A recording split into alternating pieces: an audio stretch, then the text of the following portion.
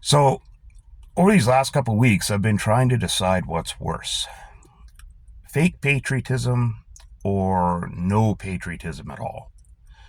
And what I mean by that is the last few weeks here in Canada, people have been running around like chicken littles, like, oh, Canada's the best, Canada's great, Canada, Canada, Canada.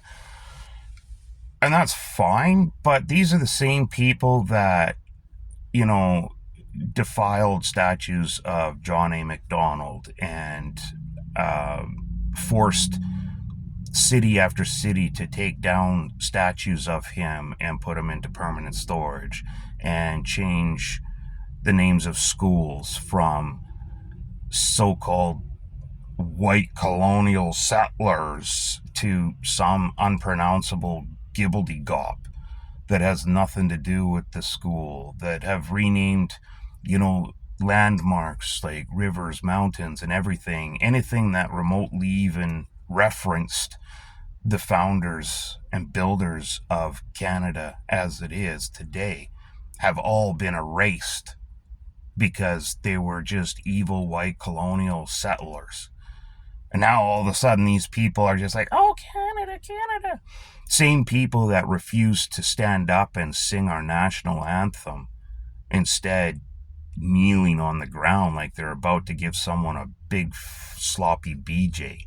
I mean, leftists spend more time on the ground on their knees than a Tuesday afternoon prostitute, right? But yeah, they're all of a sudden, they're the patriots. So, see, take a good look at that. I've been a patriot my entire life. My dad, who wasn't born here, who isn't Canadian by birth, is probably the the biggest and most dedicated Canadian patriot I've ever met and ever known in my entire life. The reason for that is what he had to go through to get here. As if escaping the Nazis wasn't enough. He and my grandma got trapped behind the Iron Curtain when the war ended. And so they got trapped on the Soviet side in East Berlin.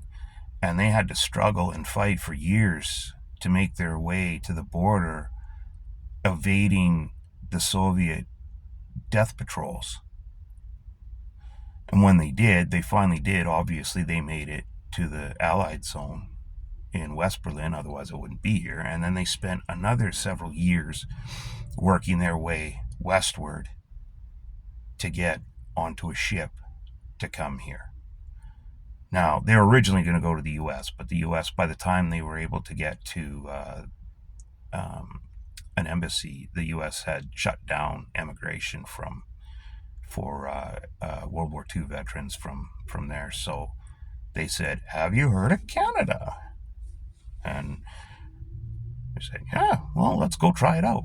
And eventually made their way here. But if you want to know what it's like to live under a totalitarian terror or a communist nightmare, ask somebody who's lived through it, okay? And they will tell you, and that's my dad. And even in the face of these last 9 years, which we were basically on the cusp of complete totalitarian breakdown here.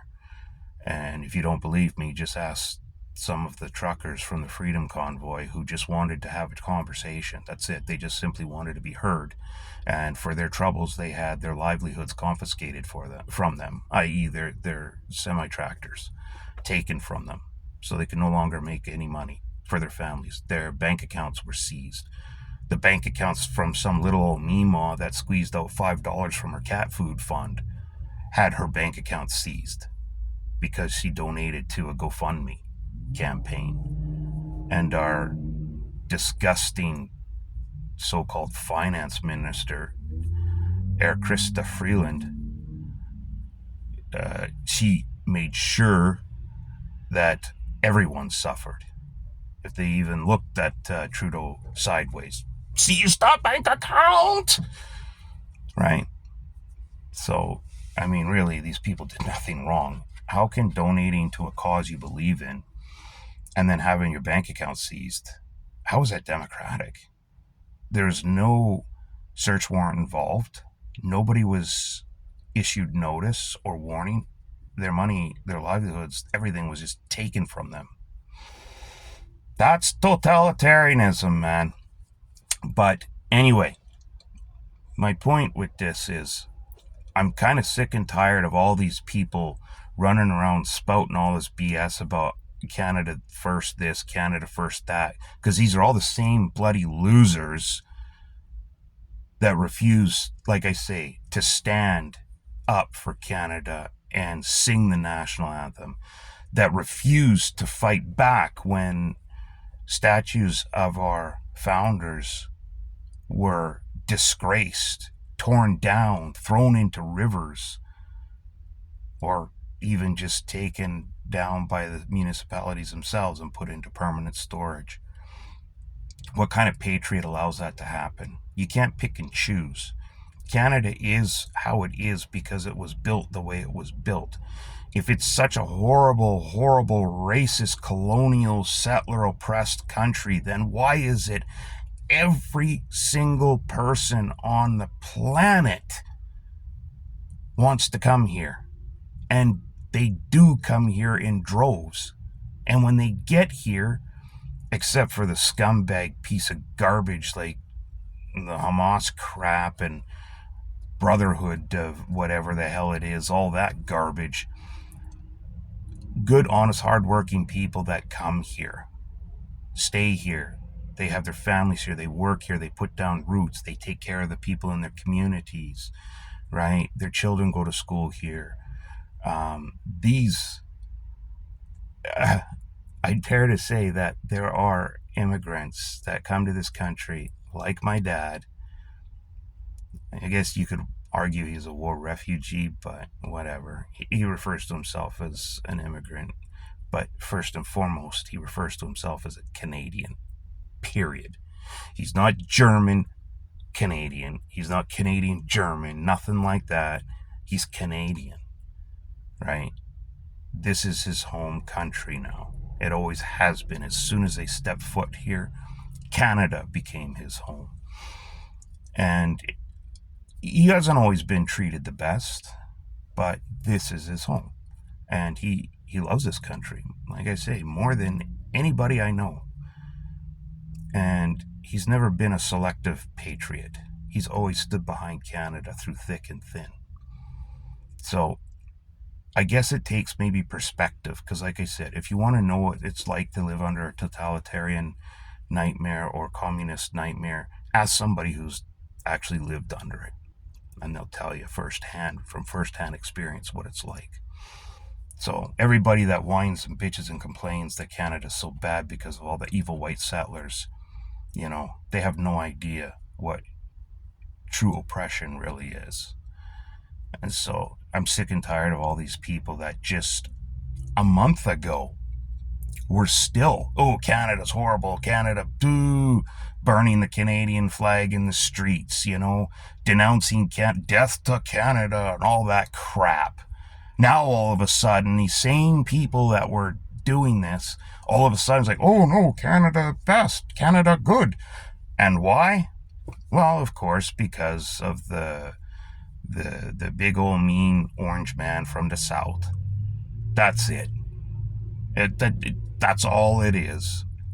If Kamala Harris had won the election, obviously there would be no tariffs. And these same people that are all, oh, Canada, Canada now, would still be out there saying death to Canada and burning the Canadian flag in the streets.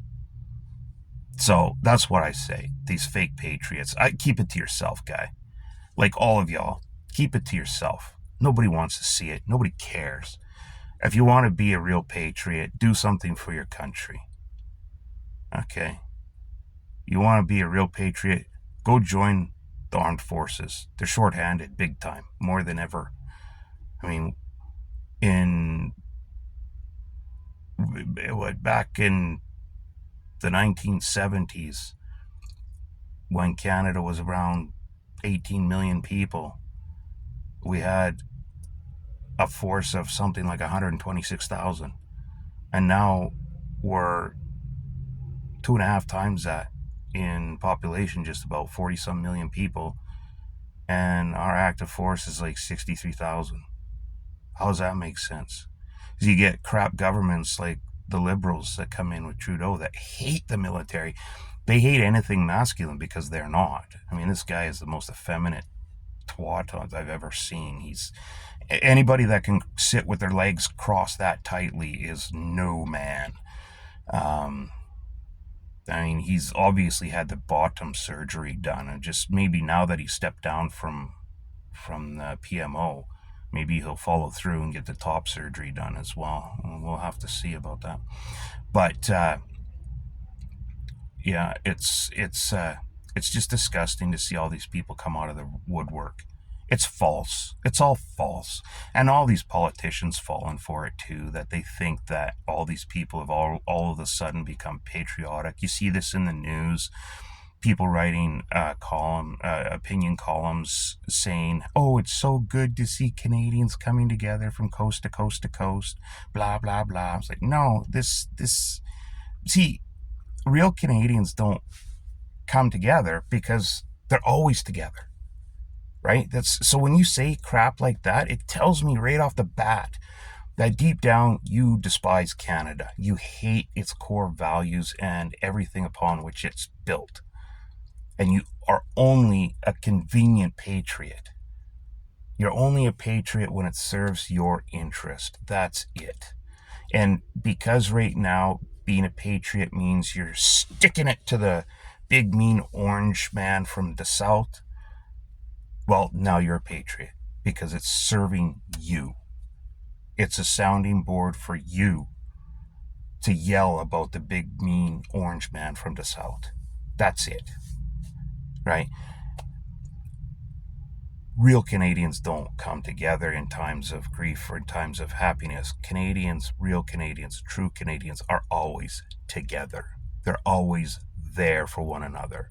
And yes, that means you little pricks too, because we will still fight and die for you miserable little bastards, even though you sit there and say death to Canada and say all kinds of horrible, mean things about our founders and accuse everybody of being a colonial settler and everything.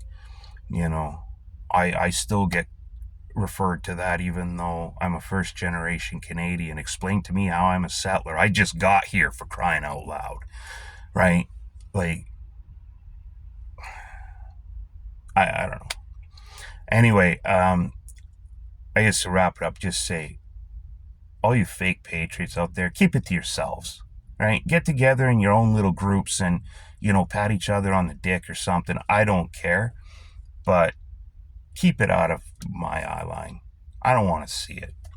If you decide to come around, then I welcome you. I'm always here with open arms for anybody who sees the light. Always. And at that point, the past is a past, and I don't care.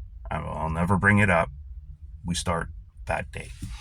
But until the day comes when people that are running around saying they're so patriotic, until that day comes when you start wearing a poppy without being coerced or anything like that, or having a reason to, when you stand up and sing our national anthem word for word from beginning to end, when you stand up for our forefathers that built this country, until that day comes, keep it to yourselves. So many of yous out there right now claiming to be patriots. When's the last time you put a bloody poppy on? $2. That's why you don't even have to pay $2. You put 2 bits in if you're that cheap. Every cent counts. Throw 2 bits in the box. Put a poppy on, for crying out loud.